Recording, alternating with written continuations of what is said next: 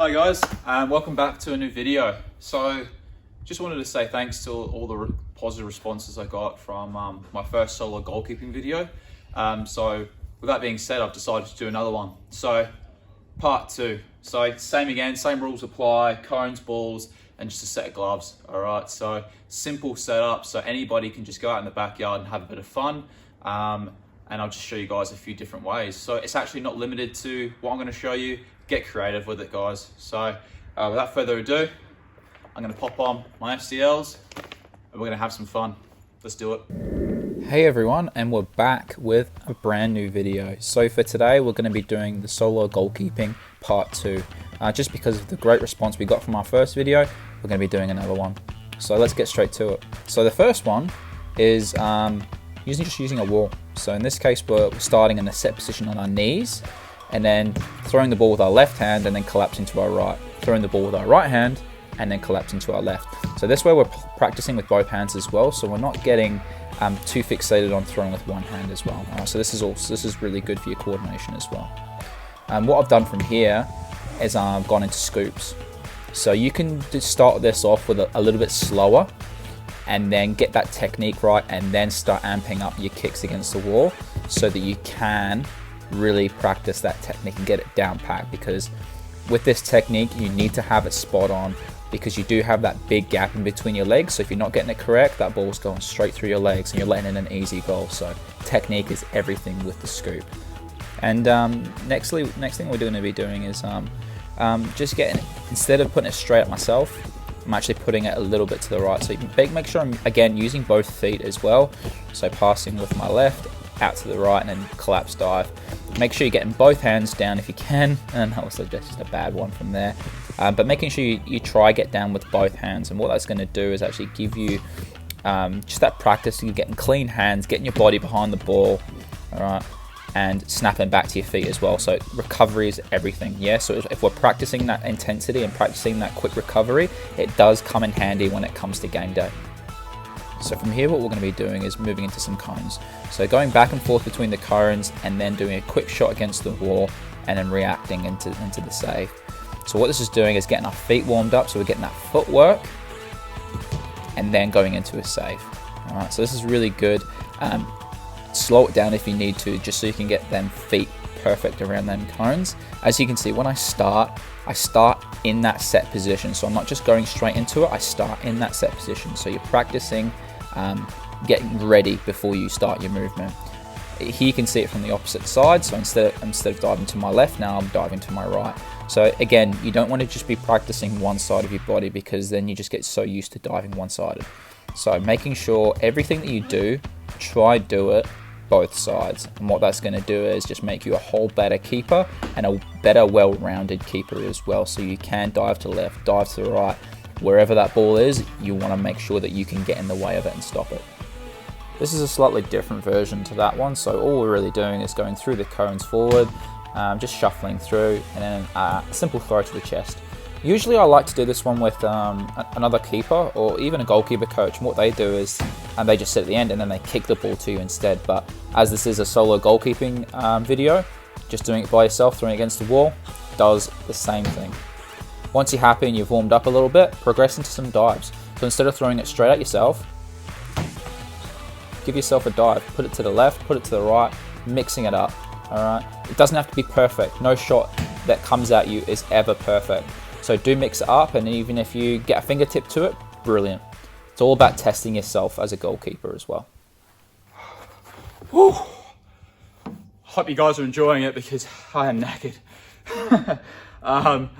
As you're probably aware, in all my videos, I do wear SDLs. So if you do want to grab a pair of these puppies, well, not these particular ones because they're the limited edition ones, but any SDL gloves, if you want to go onto the website at sdleisure.com.au, and then you can potentially look at buying a pair of gloves or any sort of clothing, SDL clothing. It's really awesome, great prices, and a great guy that runs it. So by all means, support him, and you'll be supporting the channel as well. So that's awesome. So I think I've had enough of a break and a yarn. Why don't we just get back into it? Oh God. All right, no rest for the wicked. So this time we've got 2 cones quite separated apart, and we're doing a big figure 8, stepping forward, diving to the right, straight back up quickly, and then a collapse dive to the left. Alright, this is really good. It's good for the fitness as well, good for the feet shuffling. When you do dive for that low ball, make sure you do dive straight through the ball and push the ball away. Clean hands to make sure that we are shuffling well as well. Up quick, and then throw the ball and dive to the left. As you can see now, what we're going to do is switch it up and go to the right instead. So quick up and then dive. This is a great drill, and it does break up a lot of sweat as well. I have to be quite careful with the garden beds that I've got in my back garden, so I need to make sure that I'm not diving too close, otherwise, as you can see in some of the videos or some of the dives, my head does get quite close to the garden bed. So I have to be quite careful, so just make sure you are, training in a safe place as well. From here, what we're doing is actually moving into dribbling as well. So as you need to be good with your feet as well as a keeper, what I've actually done is use the corner of my garden bed here. So I've got a bit creative with this one. So I don't actually know where the save is going to go, to my left, to my right, I'm not quite sure. So once I've dribbled through the cones, I just aim for that corner, and wherever it comes off, I've just got to get my body in front of it. And that was a good fingertip save. So like I said, just get your hand, get your foot, doesn't matter as long as you're making that save. So here what I'm doing is working on my touch and passing as well. So what I'm actually doing is 4 passes, left, right, I stop the ball, I run, I touch the cone, back, and then diving save. That one got away from me a little bit, so you do need to be quite careful with these ones. So making sure you're doing clean hands. So you do your 4 touches with your left and right foot, touch, and then out dive. Alright, get your body behind it, get the momentum behind the ball as well. Okay, this is good. This does practice the touch, because you need to have a really good touch. Keepers these days need to be really good with their touch. So once you've done it a few times with your left, dive into the left, then you do it a few times, dive into the right. So you do want to practice both sides. Like I said, I've always been a firm believer of practicing both sides. Both sides feet, both sides diving, everything is both sides.